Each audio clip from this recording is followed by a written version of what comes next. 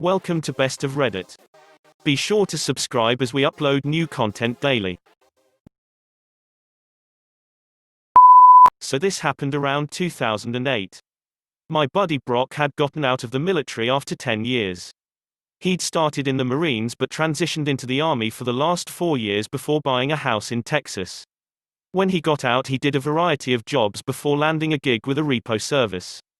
He worked there for a year and had a lot of wild stories, but this one sticks out the most as he helped a fellow soldier get revenge on an evil ex. Brock was at the office speaking with his manager, whom I'll refer to as Karen. Now this particular Karen had a lot of Karen-like qualities but was a force for good, if you can believe that. While they were talking, they see a young man enter the office. They immediately noticed he had 2 black eyes and an arm was in a sling. The young man, whose name I unfortunately never learned but I'll call Ben, asked how hard it would be for them to help repossess his car. Karen called her daughter in, Karen Jr., and had her pour Ben a cup of coffee. Karen then asked Ben to tell her a story. Ben began with telling her that he had just returned from a deployment. He had been dating a local girl that lived outside of the famous Fort Hood, not a good idea by the way, before the deployment. Thanks to a previous deployment, he had managed to get himself a used black Dodge Charger, which was his baby. He further explained that shortly after buying the car he had met the local girl, who for the sake of the story I'll call Morgan. Morgan was always asking to drive his car but he would always decline. When he was getting ready for his deployment, Morgan repeatedly asked if she could borrow the car but he kept saying no. After much needling he relented but on the condition that she take care of his apartment until he comes back from rest and relaxation leave. She agreed. Ben left for his deployment while Morgan took care of his place. When Ben came back for leave he found his apartment immaculate. He pulled his car from storage, drove to Morgan's. He spent a few days with her before handing her the keys and heading to his home state to visit family before returning to his deployment. He returned again from his deployment and found nothing but trouble. When he walked into his apartment he found a layer of dust on just about every surface. It was almost like no one had been there in months. When he checked his bedroom he'd found his room had been torn apart, all of his drawers had been searched and upturned. He tried to call Morgan but never received an answer. He located his safe, which was hidden, and found it hadn't been touched. He then grabbed his spare key from the safe, called a buddy of his and they went to Morgan's. As they pulled up to Morgan's he saw a car there that he initially didn't recognize, but as they got closer he realized it was his baby. Morgan had the car painted hot pink and put 24-inch spinners on it. He tried the key just to make sure and the lights flickered as it unlocked. While his buddy laughed, Ben went to the front door and Morgan answered.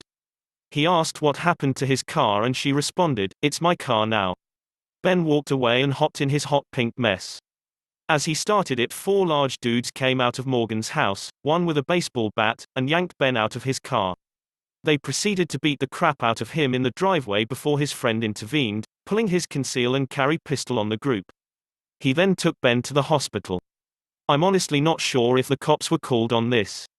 I'd assume yes, but even then Ben said his friend drove by Morgan's house a handful of times while he was in the hospital at random times and the car was never there.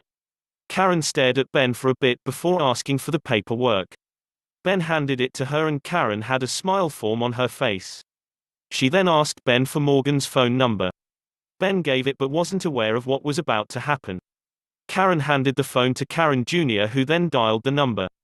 Karen Jr. then began speaking to Morgan, telling her that they'd met at one of the local clubs and wanted to know if she was down to party that night. Apparently Morgan agreed and the plan was set. Brock parked his tow truck at the club and waited.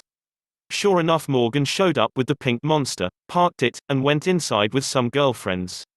Brock gave them 5 minutes before he stealthily drove up to the car and hooked it up. As he was pulling out with the pink monster, Morgan walked out of the club. She saw her car in the tow truck and began trying to flag Brock down, but he was already out of there. The next day it was business as usual at the office when Morgan called. She was furious that her car was stolen by them and wanted it back. Karen, using her best customer service voice, told her if she had the registration she could come pick it up. Morgan began screaming louder that she was gonna call the cops, at which point Karen sarcastically told her, "Please do," then hung up on her. As this phone call was going on, Brock happened to look out the window and saw Morgan standing next to a car in a vacant lot, throwing what appeared to be a temper tantrum. After Karen hung up, Brock watched her get in the car on the passenger side. Karen then looked out the window and had Brock verify it was her. She then began to smirk. Karen then proceeded to call the owner of the property Morgan and her friend were occupying. She told the owner about the car and asked if he wanted it towed. The owner okayed it. Brock then drove his truck over to the ladies in the car and introduced himself. They tried to explain that they were waiting for Morgan's boyfriend, but Brock insisted they weren't allowed to park there. They argued and called him every name in the book. Brock then hooked up their car and lifted it partially off the ground, forcing the two to exit the vehicle. They tore into him until he showed them the tow order. While this back and forth was going on, Ben arrived at the office and Morgan saw him walk in. She ran to the office door and Brock proceeded to lower the car. When Brock went back to the office, all hell had broken loose. Morgan apparently tried to snag the keys back from Ben, but he pocketed them. She began to hit him in his hurt arm and warned Ben that she'd call her friends to finish the job if she didn't get her keys back. Karen Jr. had already called the cops at this point and Brock got in between Ben and Morgan, even telling Morgan to try hitting him to find out what would happen. Morgan then tried to play the pity card and said she only wanted the keys to get her laptop out for school. Karen asked Ben to hand the keys over to Brock so he could grab the laptop. Brock retrieved the laptop from the car and as he was handing it over, she rushed to aggressively grab it but knocked it from Brock's hands. Completely furious at this point, Morgan accused Brock of dropping the computer on purpose and threatened to sue. The cops then arrived and Morgan began her sob story again, telling the police that they stole her car. The police questioned Karen and Karen gave her casual smirk while asking if they wanted to see the security videos. The police watched and listened as Morgan punched Ben several times and heard the threats she made about sending her friends after him. The police then turned to Morgan, who had turned ghost white at this point. She tried to back her way to the door, but the police stopped her. They proceeded to ask about the car, Ben's injuries, and who she planned on sending after him. She initially denied everything, but they already had evidence on her beating him up. She was arrested and Ben got his car back. After the cops left, Ben admitted he didn't want to be seen in a car that looked like it was advertising Pepto-Bismol and planned on trading it in for a GTO. We later heard through the grapevine that the 4 guys who beat up Ben were arrested. Morgan had ratted them out. Brock had a few more stories, but none of them were nearly as good as this one.